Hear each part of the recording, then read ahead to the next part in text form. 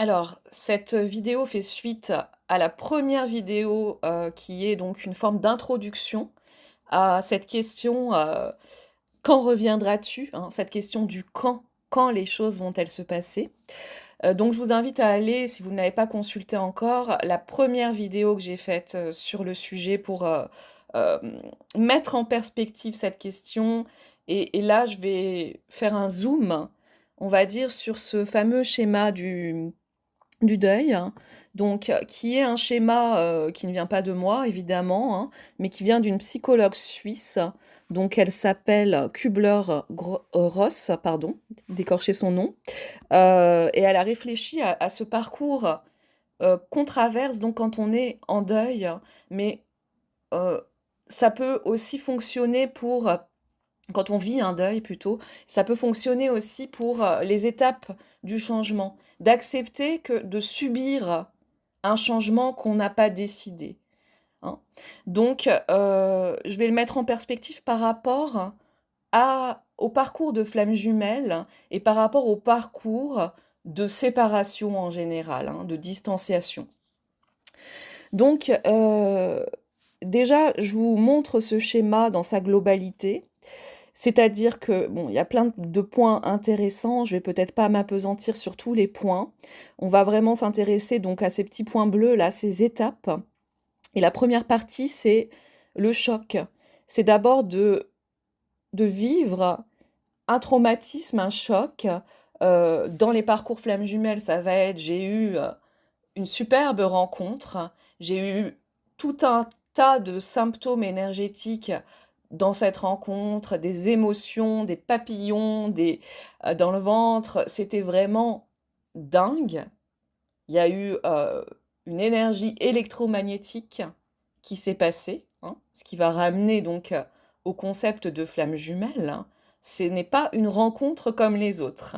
C'est une rencontre qui vient déclencher un éveil, qui vient déclencher, un changement total, une transformation totale de l'être.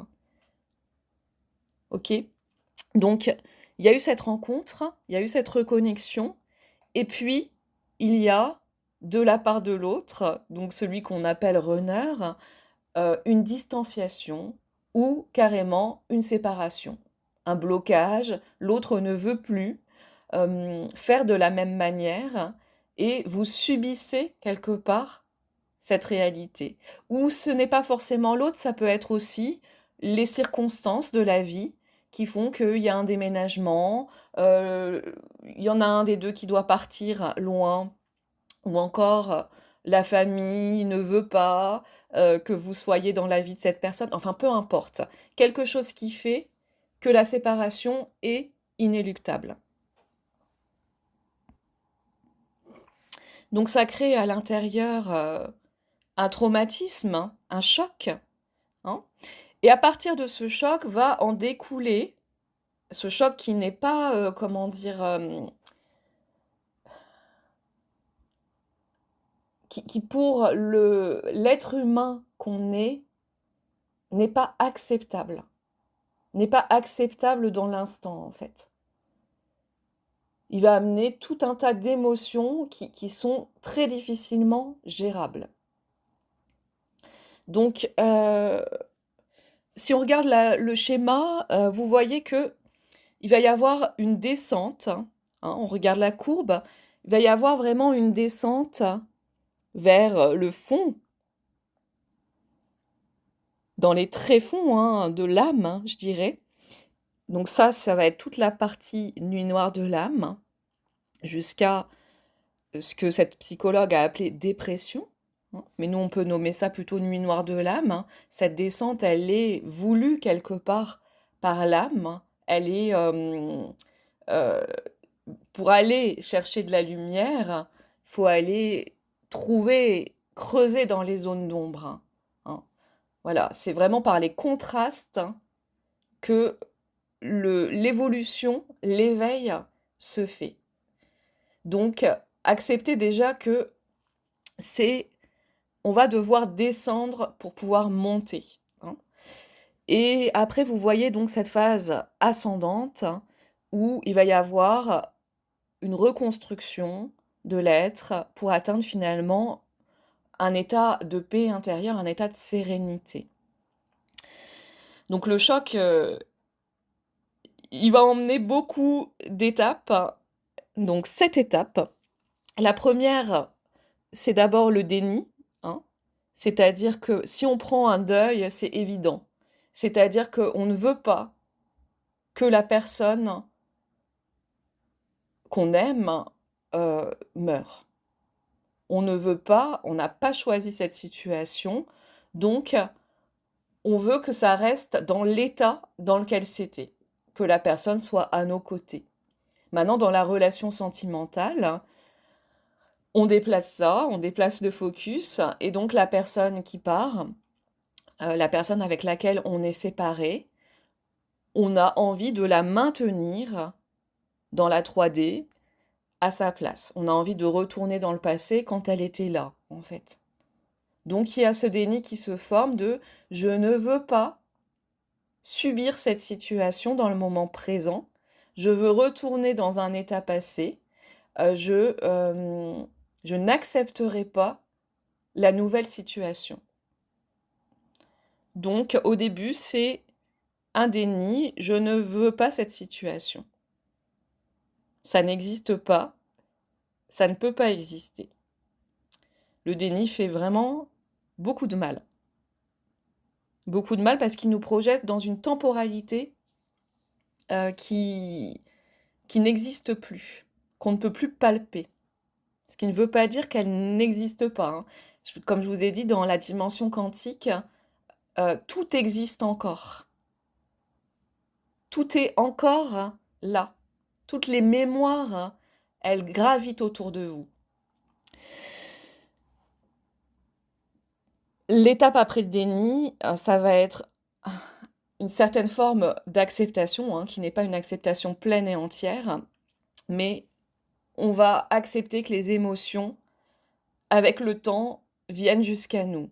Et c'est d'abord une émotion de colère ou de peur. Cette émotion, je dirais qu'elle est reliée au vide. On se retrouve seul face à notre émotion, face à nous-mêmes, face à nos peurs, face à cette colère parfois dirigée vers l'autre, de comment j'ai pu en arriver là quelque part.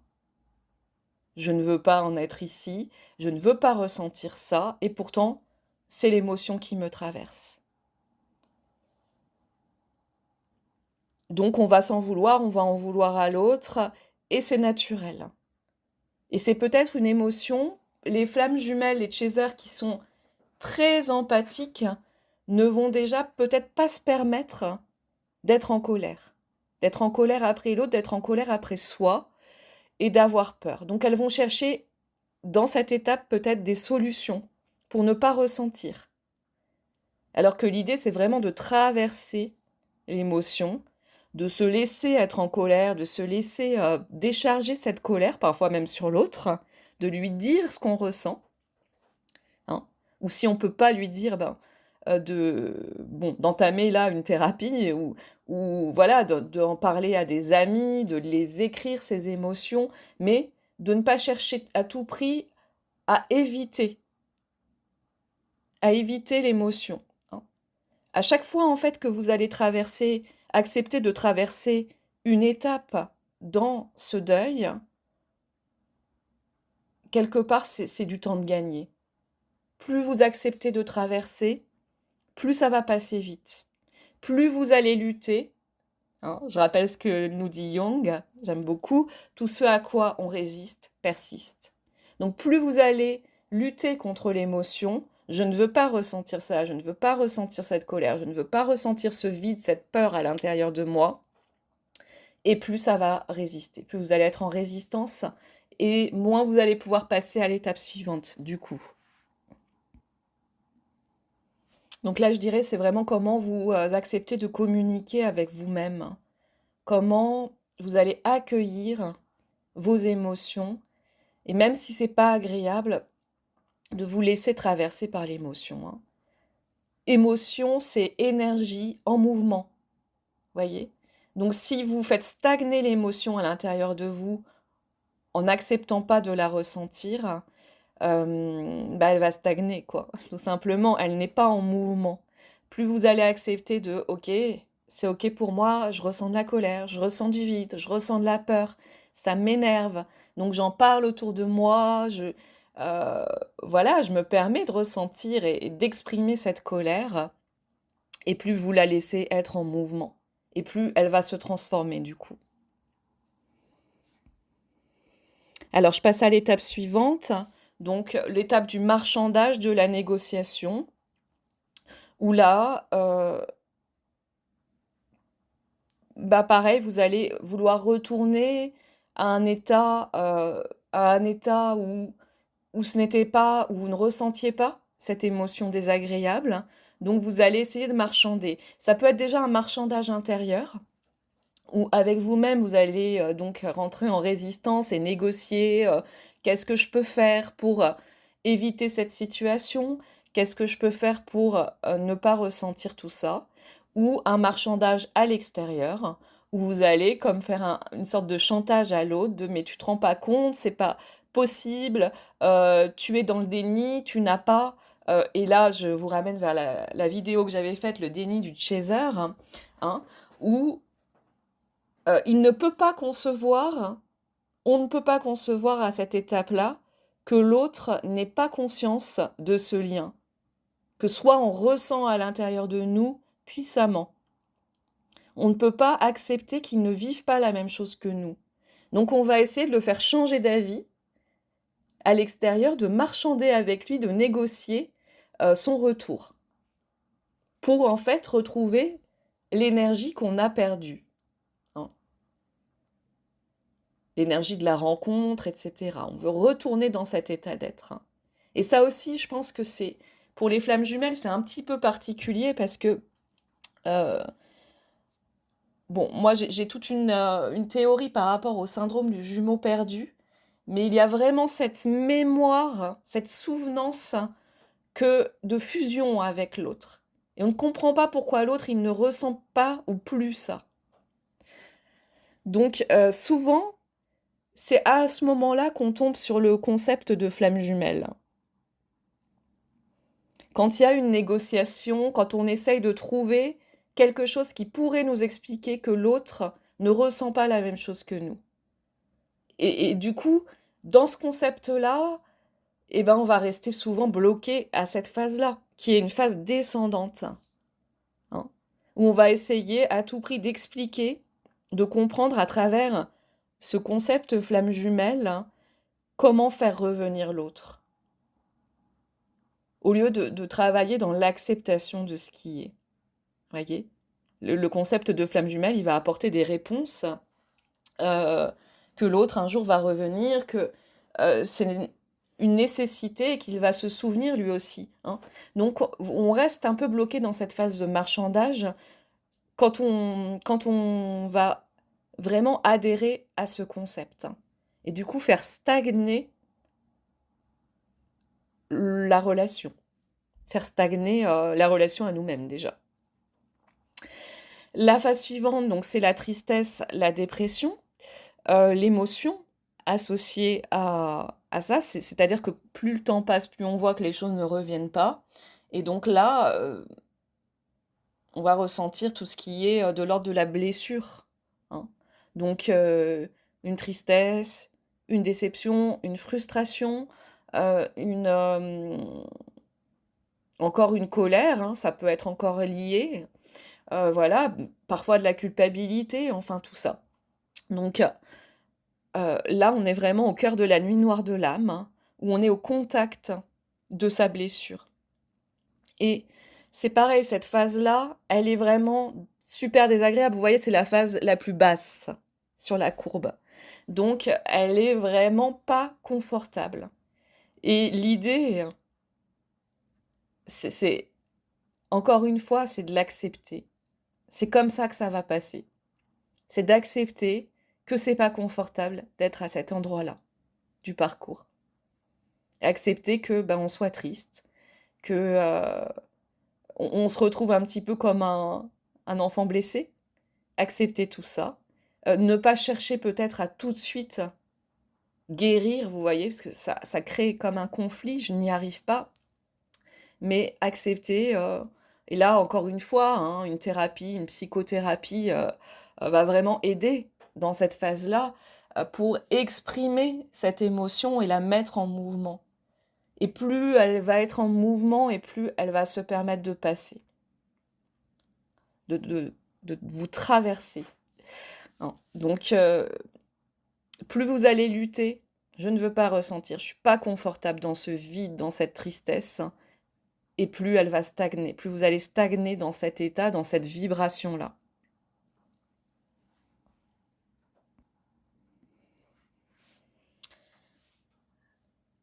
Et puis après, une fois que c'est passé et vous voyez, il y a des bulles, rouges là avec, des actions, hein, que vous pouvez mettre en place. Donc si je reprends, la première action, c'était informer. Voilà, donc là, c'est plutôt ce que le thérapeute, la thérapie peut vous amener, hein. Voilà, donc informer, bon, première étape, c'est-à-dire, trouver des renseignements sur, ce que vous êtes en train de vivre. Ensuite, guider. Guider, c'est-à-dire, bon, bah, laisser les choses, s'exprimer, être accompagné là-dedans, hein, voilà, donc là, ça me paraît important, c'est vrai, dans cette étape de marchandage, négociation et tristesse, dépression, de faire appel à un accompagnant, un thérapeute ou quelqu'un, en tout cas, qui va être à l'écoute de vos émotions. Mais bon, c'est vrai que avec les amis, si vous voulez, vous allez à un moment être face, même les amis les plus empathiques et sensibles, vous allez être face à des incompréhensions, hein. Ils vont essayer de vous stimuler, généralement. Donc bon, c'est quand même, toujours mieux de faire ce travail dans un cadre thérapeutique. Et puis, donc troisième phase, encourager, où là, on est dans la phase ascendante du processus, du parcours. On a passé les émotions désagréables, on les a traversées, on les a mises en mouvement. Et là, ça va être une relation avec soi-même où on va s'encourager dans ce processus de reconstruction, hein.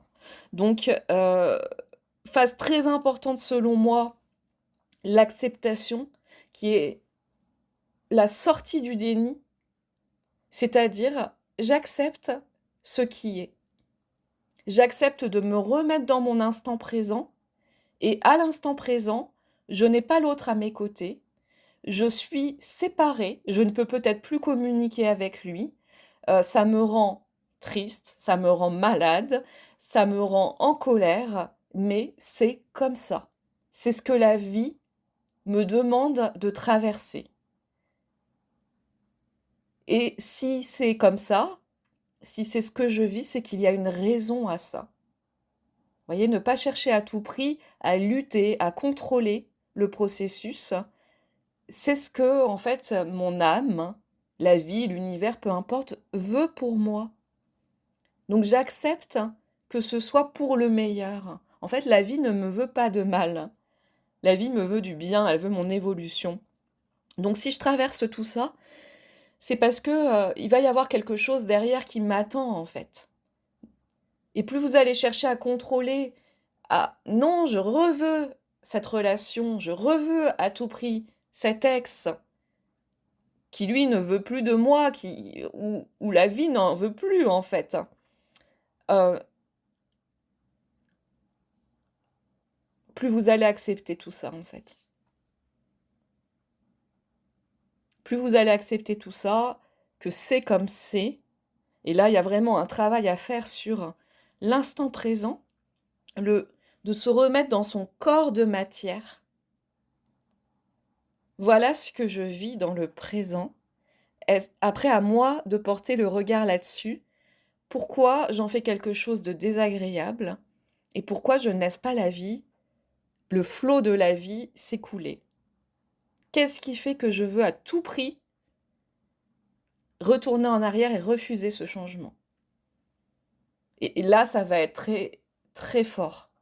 Quand vous avez la conscience de j'accepte ce qui est, et pour les flammes jumelles, ça va être aussi d'accepter que ce lien, il est là, il existe à l'intérieur de vous, que vous n'y pouvez rien, que vous ne pouvez pas lutter contre, en fait, hein, que vous êtes en amour pour cet homme, pour cette femme, que vous le ressentez à l'intérieur de vous, mais que c'est comme ça, en fait, ça, vous ne pouvez pas agir là-dessus, voyez? De vous laisser accompagner par ce lien, de le laisser vivre à l'intérieur de vous, mais euh, en ayant cette conscience que ça ne fait plus partie de la réalité que j'incarne. C'est une réalité qui est à l'intérieur de moi, une réalité qui n'est plus palpable, qui est énergétique, et j'accepte que ça vive encore à l'intérieur de moi, et j'accepte que ce ne soit plus dans ma 3D. Voilà. Et ça va beaucoup changer les pensées, le processus. Euh, et là, on en arrive à l'étape d'après qui est la découverte du sens. C'est-à-dire, tout ça, tout ce que j'ai traversé, c'était pour mon évolution, c'était pour mettre du sens dans ma vie, sur ce que je vis, retourner dans mon instant présent, me permettre d'accepter mes émotions, qu'elles soient agréables ou désagréables, accepter ça comme un processus intérieur, un processus de vie, et laisser la vie venir à moi. Parce que ça a du sens. Donc vous repartez en arrière et vous allez réinterpréter tout le parcours que vous avez vécu, avec des yeux différents, des yeux qui aiment ce parcours et qui acceptent ce parcours. Et là, on monte en vibration. Parce qu'il y a une ouverture du cœur dans cette découverte de sens, dans cette acceptation. Il y a j'accepte, j'arrête de lutter, j'arrête de contrôler, et j'accepte que les choses soient ainsi, et c'est pour le mieux pour moi. Je ne sais pas ce qui m'attend, mais c'est forcément pour le mieux. J'accepte tout ce que la vie va venir m'apporter. Et là-dedans, il faut vraiment s'accompagner soi-même, hein, créer une relation avec soi-même d'amour, de se dire tout ce que je vis a un sens en fait, a un sens profond et c'est pas pour me faire du mal, hein. La vie n'est pas contre moi, je suis dans le flot de la vie, je suis ce processus et il y aura de belles choses qui m'attendent. Et donc on en arrive à la dernière étape qui est l'engagement. Donc là, on repasse dans la matière, hein. C'est-à-dire, vous voyez, il y a écrit énergie intériorisée, et on va passer dans une énergie qui est alignée, en fait, entre son intériorité et ce qui se passe à l'extérieur. Et pour moi, c'est vraiment le processus de manifestation qui arrive là, où on retrouve sa paix intérieure, cet alignement, une relation d'amour avec soi, d'acceptation d'abord et d'amour de ce qui est, de ce qui vit à l'intérieur de soi. Et donc là, ça nous permet de passer dans la matière, de passer à l'action, de reprendre son pouvoir et de se dire je suis le créateur ou la créatrice de ma vie. Je reprends ce pouvoir-là, je suis capable de créer, je suis capable d'accepter ce que je vis, mais aussi de le transformer. Il y a un autre, je vais essayer de vous mettre un autre tableau là, avec d'autres mots, où il y a voilà, donc il y a cette décision qui est prise de maintenant, je suis ma priorité. Je laisse tout ça au passé. C'est un parcours, un lien qui m'accompagne, mais je prends la décision d'aller vers moi. Je prends la décision de laisser la vie m'apporter ses cadeaux. Et donc, dans ce schéma-là, ils appellent ça l'intégration. Et l'intégration, ça veut dire c'est acquis. C'est acquis, ça y est, j'ai retrouvé mon pouvoir.